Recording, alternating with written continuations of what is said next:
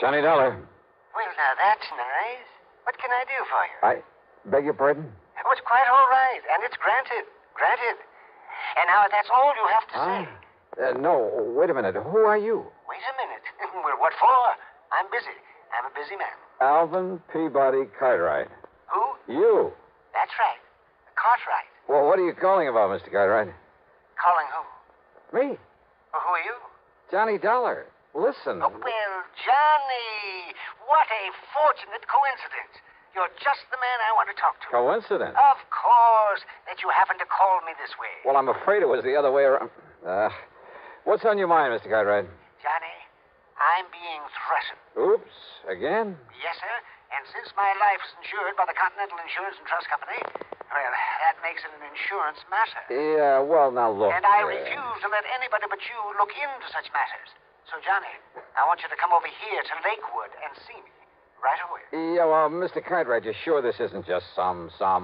Yes? Well, you know, a couple of times in the past, that is, these emergency calls of yours. You think I'm joking? Well, I'm not. You failed to come here and protect me against this threat, and only two things can happen. First, I can be murdered. And? And second, I'll cancel all the rest of the insurance I have with that company. After you've been murdered. And so you get yourself on over here right away. Mr. Hello? Well, here we go again. And yet, I wonder.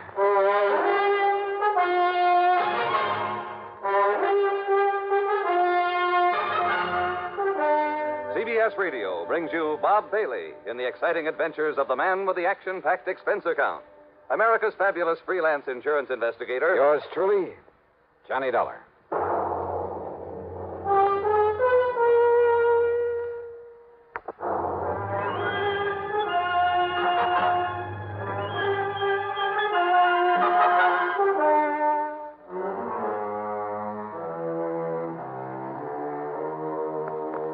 Expense account submitted by Special Investigator Johnny Dollar to the Continental Insurance and Trust Company, Home Office, Hartford, Connecticut. Following is an account of expenses incurred during my investigation of the deadly chain matter. Thanks to Alvin Peabody Cartwright, I've been involved now and then in some real wild cases, real crazy. On the other hand, he's an erratic old eccentric, but extremely wealthy.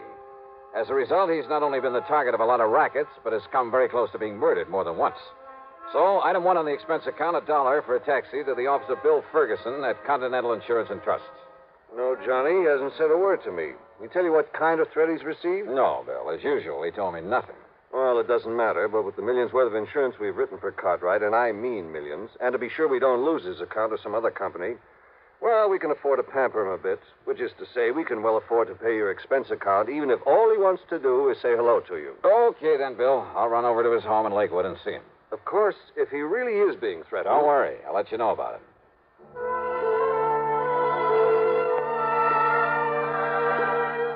Expense account item 2, $570, mileage on my car to Lakewood. For my money, it's one of the prettiest little towns in all of New England, home of a lot of wealthy retired people. The Cartwright place, where the old man lives alone, sits on top of a low hill at one side of the lake, with 2 or 3 acres surrounding the fine old house. Hi, Mr. Cartwright. Johnny Dollar. Oh, well, this is an unexpected pleasure. Unexpected? Come in, boy. Come in. Oh, thanks. Well, sir, how are you this fine July afternoon? Afternoon? It's almost evening. Can't you see that?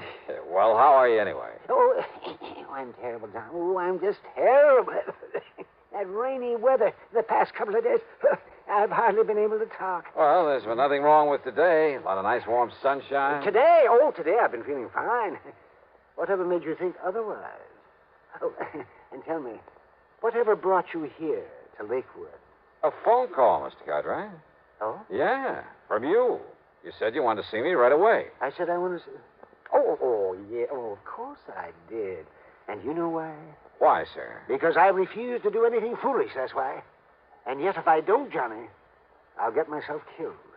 Just like Hector Kenworthy and Alpheus J. Perrin. If you don't what, Mr. Cartwright? Carry on the chain letter I received. Oh, now, wait a minute. That's a fact. That's a fact. Look here. Like this. Yeah, I read. You see what it says? Continue this chain. it says. And you will not only receive a lot of money when your name reaches the top of the list, but in exactly a dozen hours. A dozen hours is exactly 6 days, John. I figured that one out. Yeah.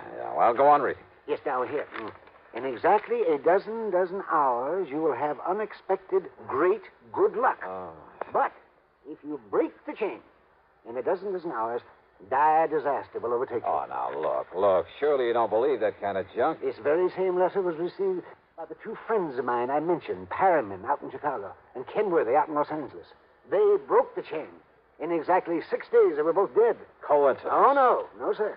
This is a vicious, murderous racket. Well, I'm sure of it. Why do you say that, Mr. Carter? Because of the way they died, Johnny. Oh? Yes. Then maybe you'd better tell me about it.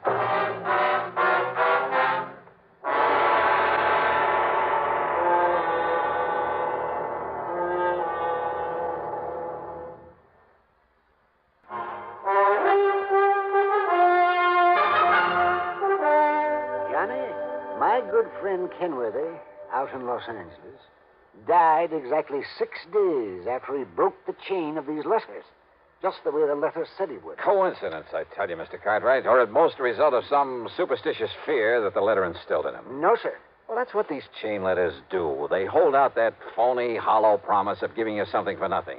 And they scare you into doing it, work on your superstition. Johnny... And if you think superstition is dead in this enlightened age, you're wrong. Why, some of these chain letters even include a religious-sounding prayer for good luck. Let me explain. And you know the only people who profit by the letters that ask to send money? The people who start them, or maybe one or two others out of the millions who send them along. Millions of suckers, that is. But, Johnny, that isn't... Look, ask anybody you know, anybody who's ever carried on the chain, how much did they get out of it? Nothing. Well, now, this one is only for an exclusive group of wealthy, retired people. So listen... Oh, sure, but take my word for it, it's worthless. But don't you see... Even if it's one of those that doesn't require sending any money, you can be sure the crook who got it going either has some ulterior purpose or he's just a plain crackpot. Anybody who gets scared into going on with it ought to have his head examined. Johnny, will you listen to me? And if they want you to send money... Oh, I'm sorry, Mr. Cartwright. Go ahead. Just how did your friend in Los Angeles die after the dozen times a dozen hours had passed? Yes, well, now, the same as my other friend, Alpheus Perriman in Chicago. Yeah, well? They were both of them run over by a hit-and-run driver at exactly the time the chain letters said disaster would overtake them. You know they're against the law, don't you? Chain letters for any purpose. Of course they are, and they should be. But you just listen to this, and this is why I'm worried. Yeah?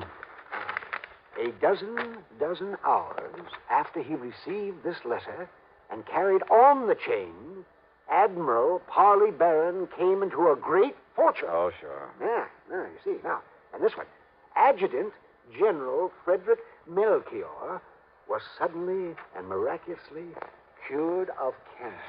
Same old junk. No, listen now. But a dozen hours after Hector Kenworthy of Los Angeles broke the chain, that's my friend, Johnny, that Hector. Yes, I know. And after A.J. Perriman of Chicago broke the chain, they were both dead. Yeah, you see that? Right here. Let me see. And if you break the chain, beware. The same thing can happen to you.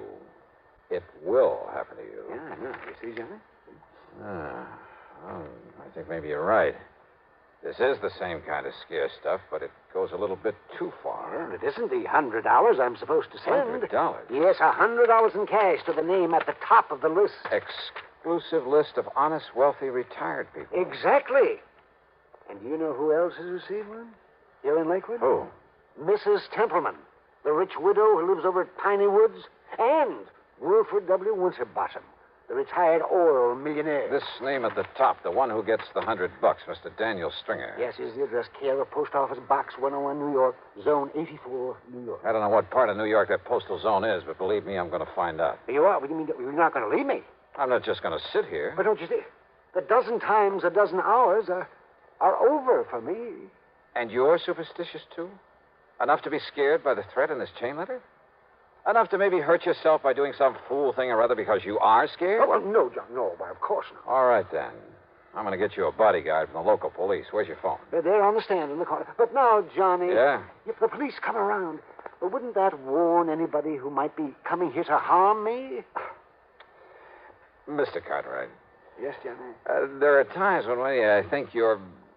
Well, I think a lot of things about you. Oh, sure, I know, yes. Wild and crazy, eccentric old man. To be very blunt about it, yes. Yeah, maybe I am.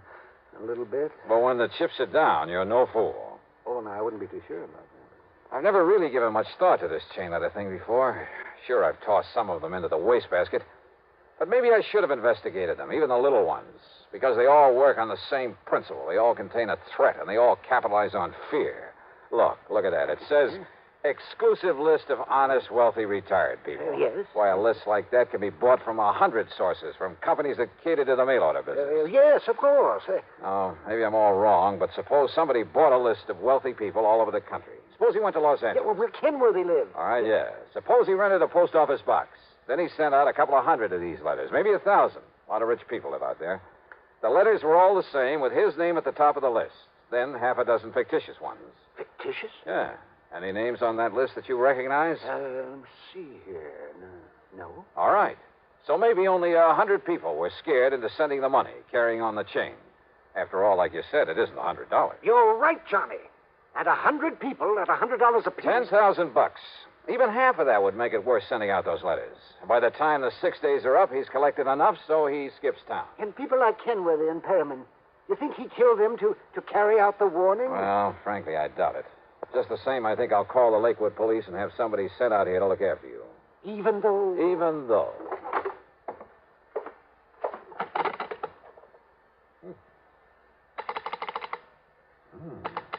What is it, Johnny?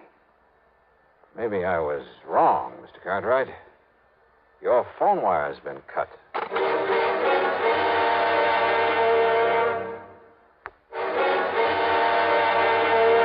Johnny, the phone. The telephone isn't working. Ask me, Mr. Cartwright. Somebody's cut the wires. Then the threat in that letter.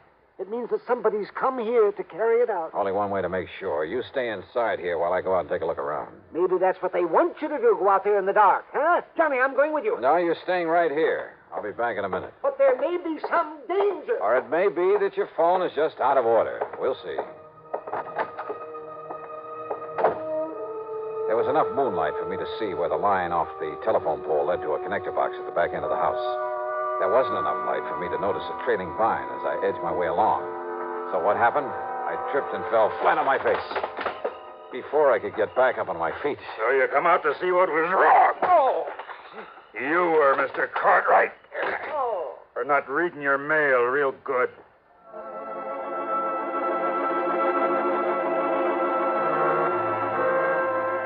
When I finally came to, I found myself on a big leather sofa in one corner of Mr. Cartwright's library. My head felt like it had been the target for a bolt of lightning, and the lightning hadn't missed. A familiar face slowly came into focus. That's right, Johnny. Another little sip of this brandy, and you feel much better. Mr. Cartwright. Here you are. Thanks. Thanks. I was afraid there might be somebody out there, so I sneaked on out after you. Yeah? Yes. And I took along an old cricket bat. Oh, no. Yes. And when I saw what he was doing to you, I let him have it. Oh, yes, it was all I had. Oh, I slayed him. Well, who is he? Where is he? I had an awful time dragging him into the house, but I did it, Johnny. Yes, indeed, I did it. And I locked him up in the broom closet, too. And I locked him up tight. Good. I told you you're okay when the chips are down. Oh, it's just that I caught him off guard. Oh, sure. But now if I can get up on my feet. Yes, the boy. Yeah, I think I'd like to talk to him.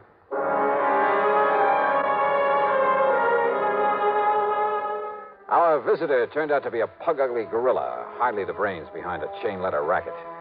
Except for admitting he'd been hired by somebody in New York to come up here and give Mr. Cartwright a beating, then make it look like a burglary job, he refused to talk. So we locked him up again, and I laid my splitting head on a pillow for some much-needed rest. By the time I awoke in the morning, feeling somewhat better, Mr. Cartwright had fixed me a mess of bacon and eggs for breakfast. Sure, Johnny. I just walked down to the corner gas station and called the telephone company. And you know something? They came out here and had that line all connected up again in less than an hour. Good. Yes, it's just like that. So maybe I'll buy a couple thousand more shares of stock in the telephone company, huh? Just to show them how I appreciate it. Yeah. What about our little pal? I mean, the one who slugged me last night. No, sir, Johnny. I decided that after the way he behaved last night. He doesn't deserve any breakfast. No, I mean, where is he? He's still locked up in the broom closet. Do you think I ought to call the police to come and get him? No, not yet. Maybe I can beat some information out of him if we need it. Well, of course we need it. Don't we? Now, let's wait and see. First, I'd like to make a phone call.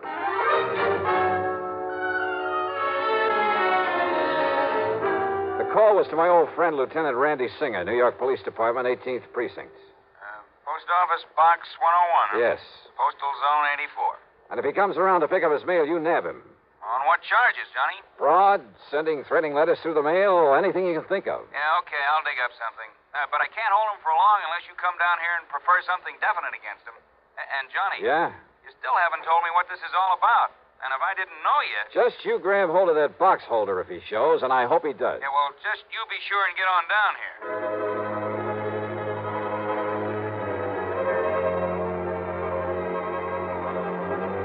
Mr. Cartwright and I piled into my car. We drove over to call on first the wealthy widow Templeman, then the retired millionaire, Mr. Winterbottom. Why, yes, Mr. Dollar, I was just about to mail in $100 to the name at the top of the list. Don't. Then later I'd mail out the other letters to some of my friends. Don't do it. But if I don't, something terrible might happen to me. The chain letter said so. If you do, it'll be a violation of federal law. What? That's right. And you could end up in prison for it. Prison? Well, Mrs. Templeman? Prison, Mr. Dollar? Yes, sir. Yes. Better do as he says, Mr. Winterbottom. But I didn't realize. I didn't know You that. do now, sir.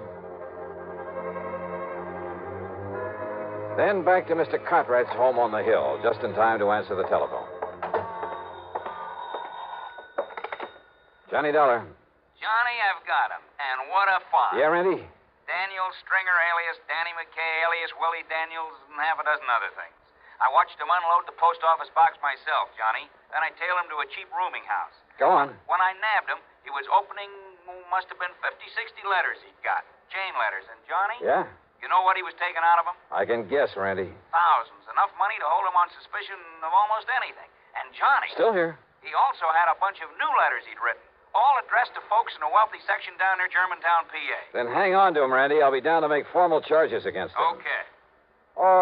Maybe I'll pick up a chief inspector from the post office department to do it. Okay, Johnny.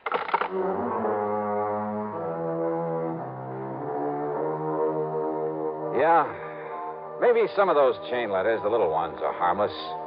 But again, maybe they're not. And they're all against the law. But there's only one thing to do. Avoid them like the plague. Or better still, if you get one, take it right down to your local postmaster. He'll know how to go about helping to stamp out this racket. And believe me, that's all it is, a racket. Expense account total, including mileage on my car and the trip to New York and back, $27.35. Yours truly, Johnny Dollar.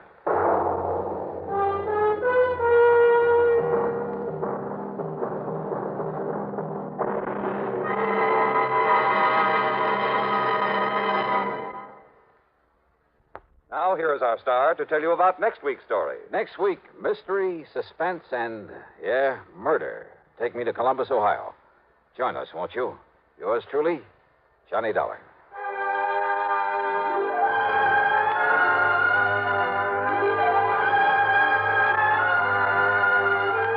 Yours truly, Johnny Dollar, starring Bob Bailey, originates in Hollywood and is written, produced, and directed by Jack Johnstone.